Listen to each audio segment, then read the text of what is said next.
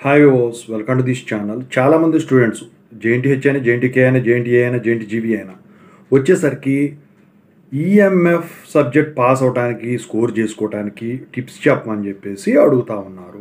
So దాని గురించి video చేయటం జరిగింది. ముందుగా అయితే ఇంతవరకు ఈ ఛానల్ సబ్స్క్రైబ్ చేసుకుని వాళ్ళు ఎవరైనా ఉన్నట్టయితే సబ్స్క్రైబ్ చేసుకొని ఈ వీడియోని లైక్ చేసి షేర్ చేయండి.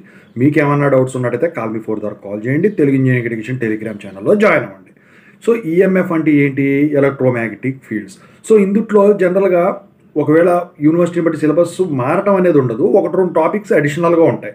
అయితే ఇక్కడ ఏంటంటే static fields, time wearing fields 2 ఉంటాయండి. అయితే ఇక్కడ ఏంటంటే ఎలక్ట్రిక్ ఫీల్డ్స్, మ్యాగ్నెటిక్ ఫీల్డ్స్ చదవాల్సి ఉంటుంది మీరు, వాటిని ఈ వెక్టర్ అనాలిసిస్ అప్లై చేసి. అయితే ఇక్కడ మీరు ముందుగా వచ్చేసరికి ఏంటంటే మీరు ఎలక్ట్రిక్ ఫీల్డ్స్ తీసుకున్నా, మ్యాగ్నెటిక్ ఫీల్డ్స్ తీసుకున్నా, టైం వేరింగ్ ఫీల్డ్స్ తీసుకున్నా, మీరు ఫస్ట్ నేర్చుకోవాల్సింది ఏంటంటే వెక్టర్స్లో డాట్ ప్రొడక్ట్ అంటే ఏంటి, దాని ఫార్ములా, క్రాస్ ప్రొడక్ట్ అంటే ఏంటి, దాని ఫార్ములా. మెయిన్గా ముందు ఈ 2.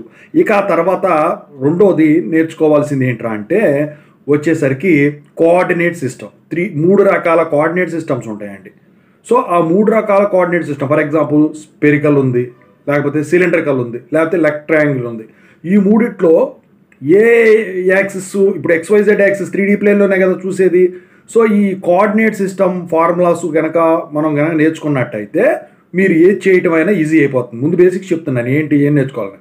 ఇక దీని తర్వాత వచ్చేసరికి ఏంటంటే ఇంటిగ్రేషన్స్, డిఫరెన్షియేషన్స్ కంపల్సరీగా రావాలి. ఓకేనా? సో ఈ ఇంటిగ్రేషన్స్లో వాల్యూమ్ ఇంటిగ్రల్ ఏంటి, సర్ఫేస్ ఇంటిగ్రల్ ఏంటి ఖచ్చితంగా తెలిసి ఉండాలి. సో ఎన్ని ఇంటిగ్రల్స్ అప్లై చేయాలి, double integral, triple integral, so ఇవి ఇంతవరకు మీరు తెలుసుకోవాల్సిన అదనమాట. అయితే ఇక యూనిట్స్ వైజ్గా వెళ్తే ఏంటంటే ఇప్పుడు ఈ లాస్ 5 ఉంటాయండి మొత్తం, ఈ మ్యాక్స్వెల్స్ లాస్. సో ఆ 5 లాసుని 5 ఉంటే 5, 6 ఉంటే 6, నాకు తెలిసి అయితే 5. ఈ 5 లాస్ మీద ఖచ్చితంగా 2 మీద ఖచ్చితంగా ఇస్తాడండి డెరివేషను.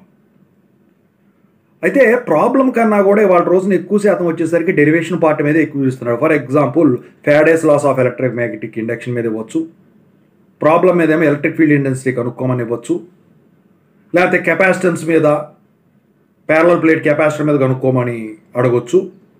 ఎక్కువ శాతం అదే. లేకపోతే ఇన్ఫినిట్ షీట్ ఖచ్చితంగా వస్తుందండి. అది ఇన్ఫినిట్ షీట్కి వచ్చేసరికి ఎలక్ట్రిక్ ఫీల్డ్ ఇంటెన్సిటీ కనుక్కోవటం, మ్యాగ్నెటిక్ ఫీల్డ్ ఇంటెన్సిటీ కనుక్కోవటం, circular coil, toroid. So infinite sheet మాత్రం ఖచ్చితంగా వస్తుందండి. సో అది. ఇక యాంపియర్ సర్క్యూట్ అల్లా, ఓకేనా, మ్యాగ్నెటిక్ ఫీల్డ్స్లో కంపల్సరీ ఇస్తాడు. లేకపోతే Poynting theorem, Poynting vector, Ohm's law in point form, very very important. ఇవన్నీ రావాలి, బేసిక్స్ అన్నీ వస్తేనే మీరు అక్కడ చేయగలుగుతారు. ఓకేనా? ఇంకా వచ్చేసరికి పాయిజాన్ ఈక్వేషన్ ఏంటి షార్ట్ క్వశ్చన్స్లో, లాప్లాస్ ఈక్వేషన్ ఏంటి, లేదా ఎస్ఏ క్వశ్చన్స్ ఇస్తే డెరైవ్ చేయమని చెప్పేసి అడుగుతాడు. ఇంపార్టెంట్ ఇవన్నీ ఖచ్చితంగా ఇచ్చేవి. ఓకేనా? ఇలా ఉంటాయి అన్నమాట. ఇక టైం వేరింగ్ ఫీల్డ్స్లో వచ్చేసరికి మ్యాగ్నెటిక్ ఫీల్డ్, ఎలక్ట్రిక్ ఫీల్డ్ కలిపి టైం వేరింగ్ ఫీల్డ్లో టైం వ్యారీ అవుతుంటే ఇవి వ్యారీ అవుతూ ఉంటాయి. సో పాయింట్ వెక్టర్ అవన్నీ అందులోంచి వస్తాయి కదా.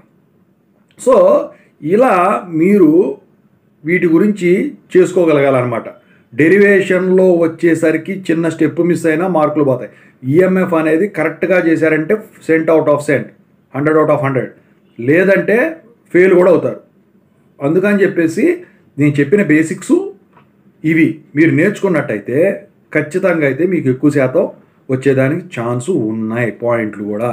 ఓకేనా?